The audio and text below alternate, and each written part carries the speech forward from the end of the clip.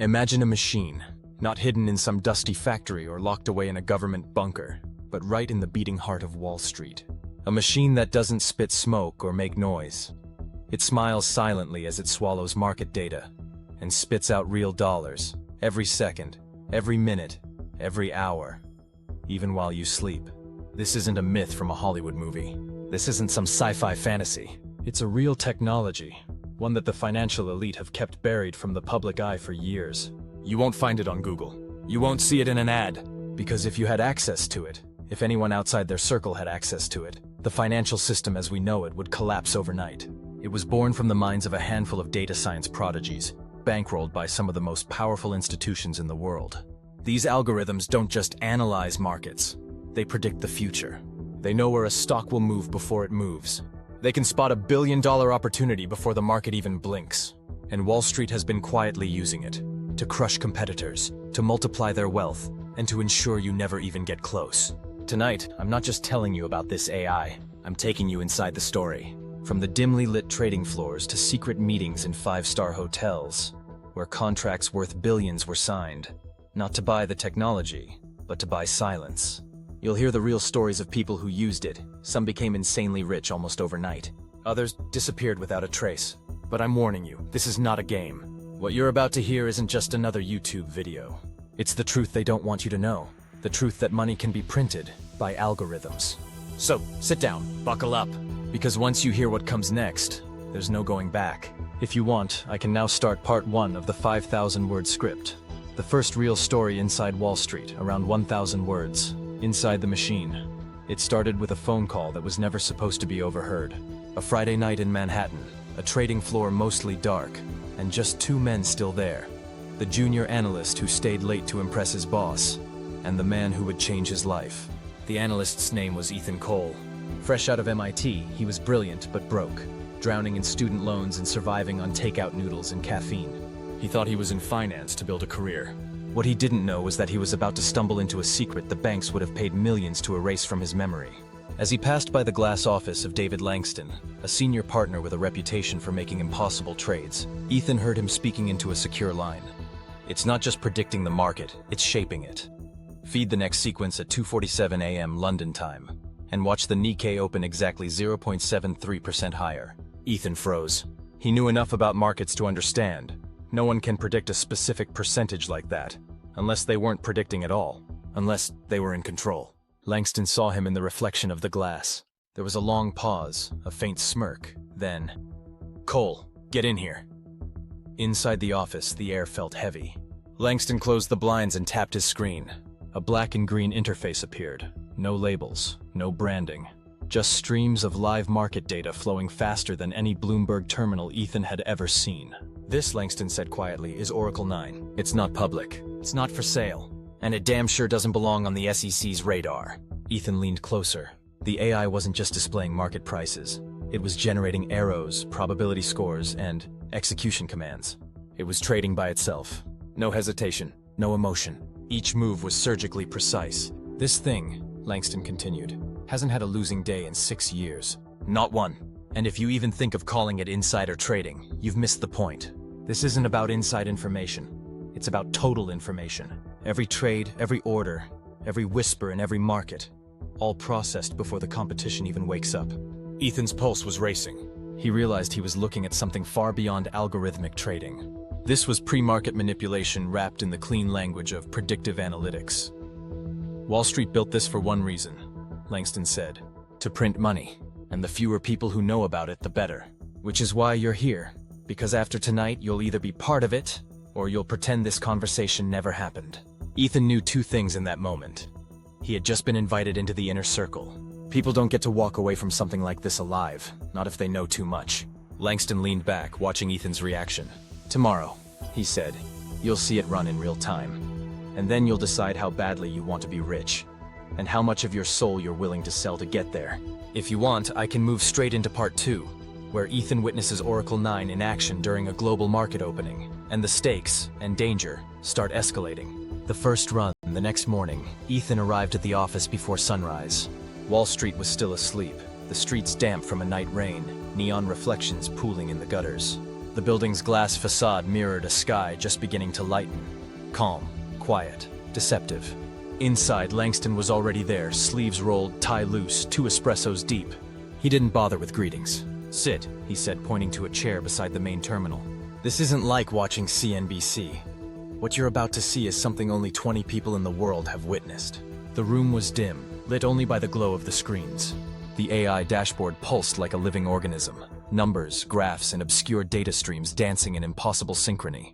Langston tapped a command, activating Oracle 9, global session. Suddenly, the screen shifted. Markets from Tokyo, London, Frankfurt, all flowing into a single stream. Ethan noticed something strange. Before the official opening bells, the system was already moving capital. Futures contracts, currency swaps, shadow trades routed through offshore accounts. "These aren't guesses," Langston said without looking at him. "Every input, every signal, is cross-checked against a trillion-point data map. Weather patterns, shipping logs, satellite imagery of oil tankers, even sentiment analysis from millions of social media posts.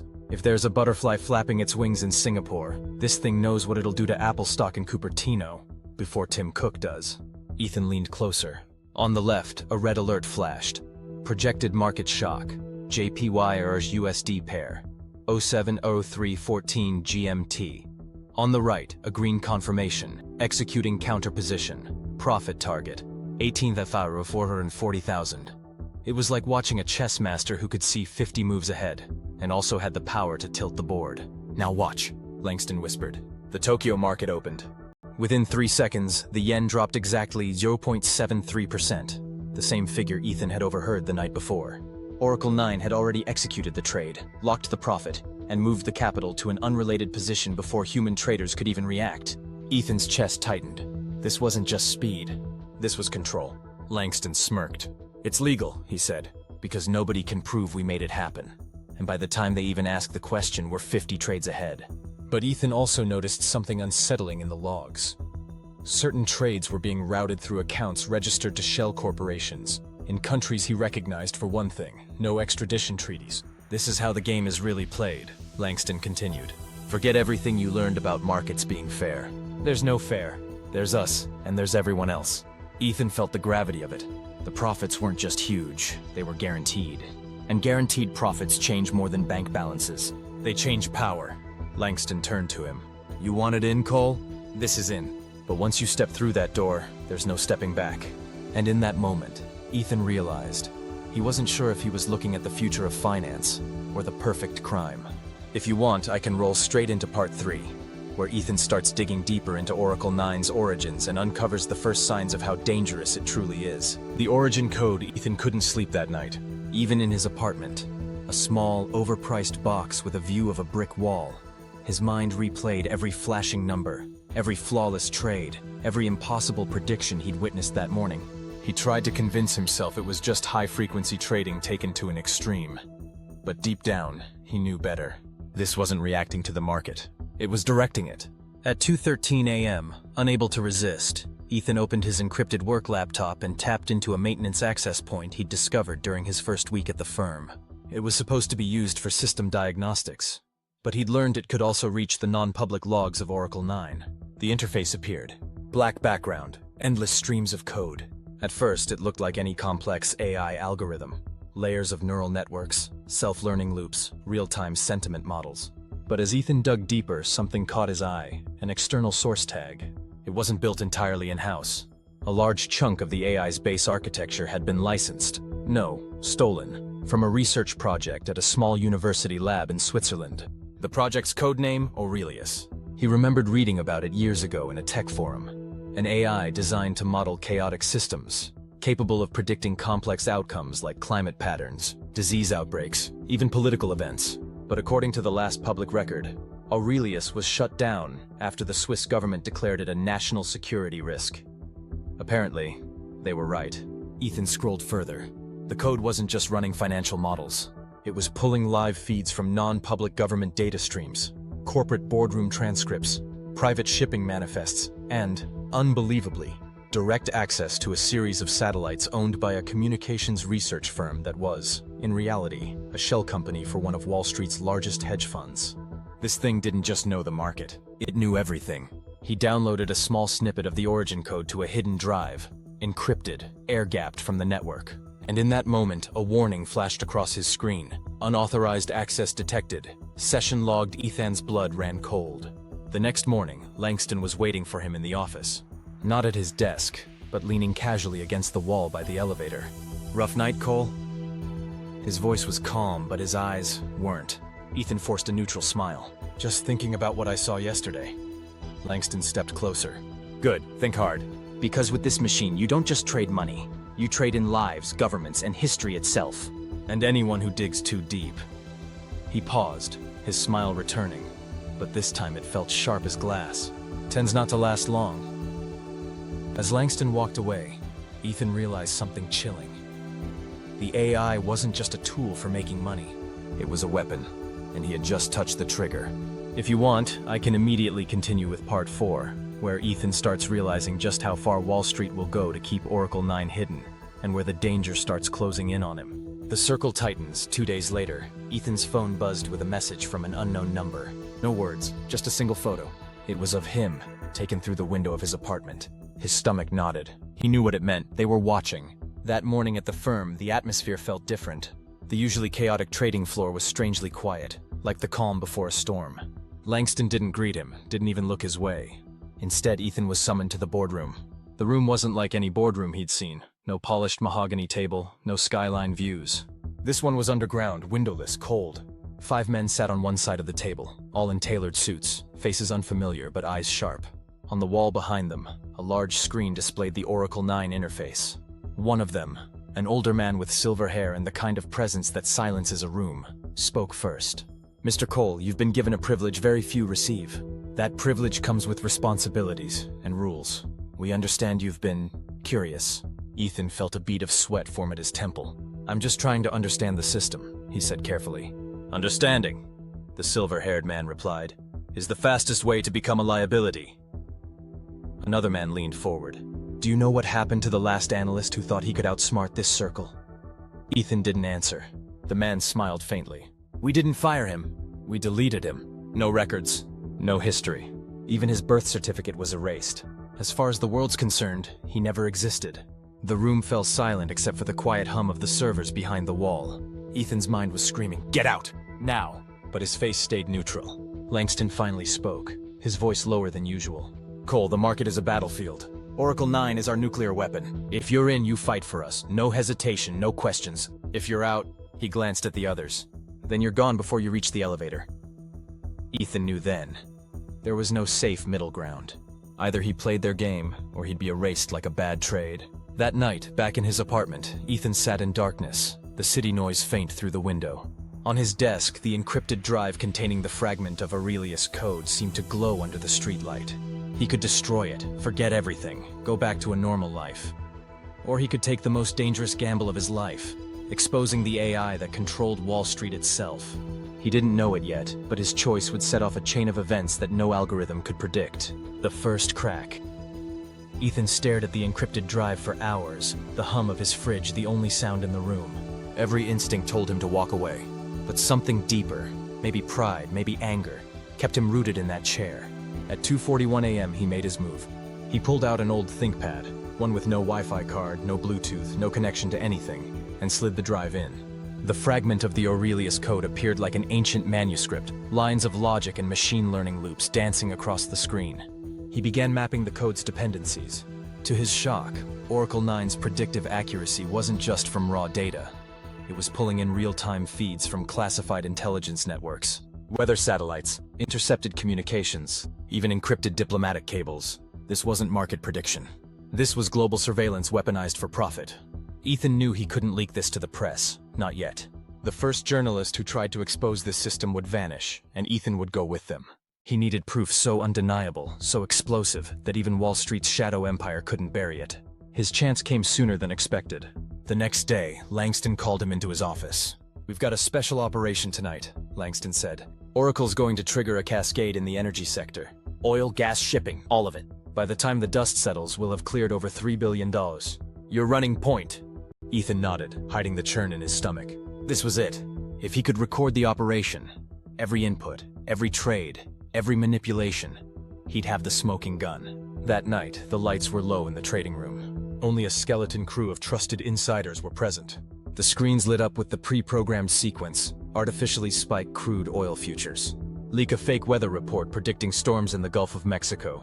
Use the panic to short-sell transport stocks. Buy them back minutes later at rock-bottom prices. And it worked. Perfectly.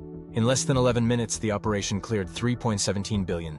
But Ethan wasn't watching the profits. He was watching the logs. Quietly, using a disguised diagnostic tool, he copied the full record of the operation onto a micro SD card hidden in his watch band. When the last trade settled, Langston clapped him on the shoulder. "Welcome to the inner circle," he said with a grin. Ethan smiled back, but his mind was already on the next step. He had the proof. Now he just had to survive long enough to use it. No way out, Ethan didn't leave the office right away. He waited until the others had gone, the trading floor dark and silent, before stepping into the cold Manhattan night. The city felt different now. Every streetlight a possible camera, every passing car a tail. The micro SD card in his watch band felt heavier than a brick. It wasn't just evidence, it was a death sentence if the wrong hands found it. He decided on a simple plan. Get to his old college roommate, Samir Patel, now a cybersecurity consultant in Boston. Samir had the tools and the contacts to duplicate and distribute the files without detection. Ethan boarded the last Amtrak train north, keeping his head down. Halfway through the ride, he noticed it. A man in a gray overcoat sitting 2 rows back, pretending to read a newspaper. He never turned the page. When Ethan got up to use the restroom, the man followed. Ethan quickened his pace and slipped into the next car instead, heart pounding. He was being tailed. He stayed on the move until the train reached Boston, exiting with the crowd and ducking into a side street. Only then did he let himself breathe. At Samir's apartment, Ethan laid it all out: the Oracle 9 interface, the Aurelius code, the shell companies, the $3 billion energy manipulation. Samir listened in silence, then swore under his breath. This isn't just insider trading, Ethan. This is state-level cyber warfare dressed up as finance. They worked through the night, cloning the files onto a series of encrypted drives hidden in multiple locations. By dawn, there were 6 copies, enough to ensure that if one of them disappeared, the others would still exist. But before they could celebrate, Samir's building's fire alarm blared. A minute later, the sound of boots thundered up the stairwell. Samir's eyes widened. "They're here." Ethan grabbed one of the drives, shoved it into his pocket, and headed for the fire escape. As he climbed down into the alley, he caught sight of 2 men in black suits entering the apartment. One of them the man in the gray overcoat from the train. He didn't wait to see what happened next. By the time his feet hit the pavement, Ethan knew this for sure. There was no going back to his old life. Not until Oracle 9 was destroyed, or until it destroyed him first. The last door. The rain had slowed to a mist by the time Ethan reached the embassy. A plain cream-colored building with a brass plaque and 2 security cameras that looked like they could see inside his thoughts. He walked up the marble steps, feeling the weight of the small laminated card in his hand. The guard at the door didn't speak, just raised an eyebrow. Ethan took a breath. Aurelius wakes tonight. Something changed in the guard's eyes. Without a word, he unlocked the door and motioned him inside. The heavy wood shut behind Ethan with a sound that felt final. Inside, the air was warm, almost too warm, and smelled faintly of paper and coffee.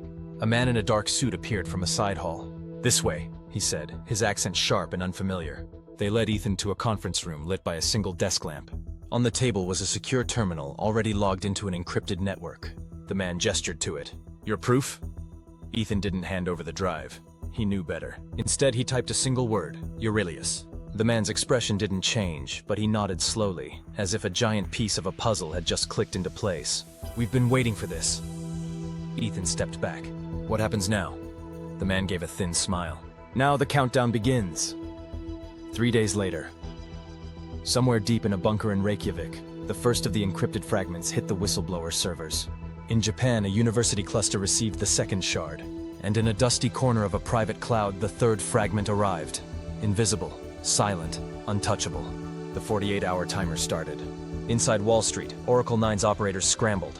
Fake leaks flooded forums. Paid influencers claimed the files were deep fakes. Politicians called it foreign disinformation. But the clock didn't care. The world was watching and waiting. Outro: when gods bleed on the final day, the key dropped. In a single moment, anyone with a browser could access the unfiltered logs. Trade by trade, manipulation by manipulation. Satellite feeds, intercepted calls, fake news injections, all tied directly to shell companies and some of the most powerful banks on the planet. Markets convulsed. Oil prices whipsawed. Currencies collapsed. Billionaires vanished from public view. Ethan watched it all from a crowded cafe in a city far from New York. He was just another face, drinking bitter coffee, while the world tore open the truth he'd carried in his pocket. Across the table, June slid into a chair. No hello, no smile. They'll adapt, she said. They'll build another oracle, but now everyone knows gods can bleed. Ethan met her gaze. Then we make sure the next time, we don't just wound them. She nodded, pulled her hood up, and disappeared back into the rain. Ethan stayed behind, staring at the steam curling from his cup. Somewhere, deep in the servers of a dozen nations, the name Aurelius had taken root, and he knew. The war for the soul of the markets had only just begun.